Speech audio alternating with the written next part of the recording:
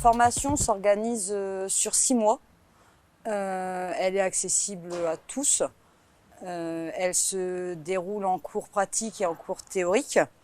Des cours visio peuvent être mis en place actuellement vu la crise sanitaire. Donc surtout rester attentif, hein. C'est pas parce qu'on est en visio qu'on doit rien faire. Oui, accessible à tous parce que moi je suis une maman de 3 enfants. C'est une reconversion professionnelle. Donc j'étais dans la vie active avant et voilà, j'ai repris 6 mois d'études pour avoir ce diplôme qui s'appelle DEA. Alors les principales matières, il y en a 8 parce que la formation se divise en 8 modules. Donc elles sont toutes importantes puisqu'il faut valider chaque module pour avoir son diplôme à la fin. Il y a l'hygiène, la communication qui est très importante, la manutention, la législation, l'état clinique du patient, savoir l'apprécier, les gestes d'urgence. Donc dans la formation, ce que j'ai apprécié moi personnellement, c'est la disponibilité de nos 2 formatrices qui étaient à notre écoute et qui étaient complémentaires l'une et l'autre. Venir à Simu Santé, ce sont des locaux qui sont vraiment prédisposés pour nos entraînements. Le côté pratique et théorique parce que les deux s'allient. Et le fait d'aller en stage, donc on a 3 stages cliniques et un stage en entreprise de 15 jours qui sont vraiment complémentaires pour la vie professionnelle. Alors elle est rapide, parce qu'elle se fait en 6 mois.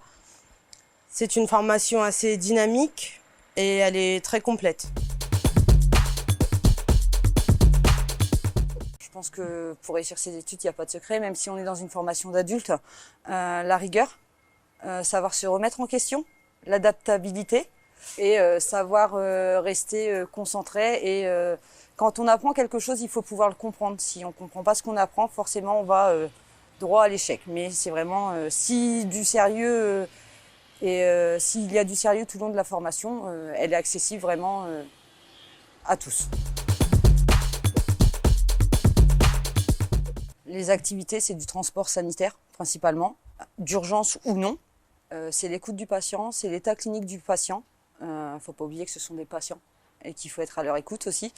La rigueur, la sécurité routière, parce que c'est pas parce qu'on a des fanions qu'on est prioritaire sur tout.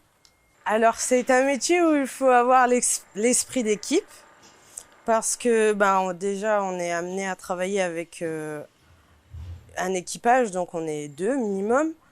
On voit énormément de personnes.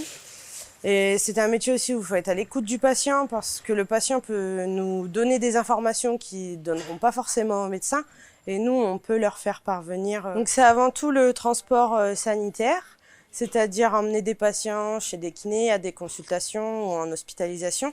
Mais on peut être appelé sur des missions SAMU, donc travailler dans l'urgence.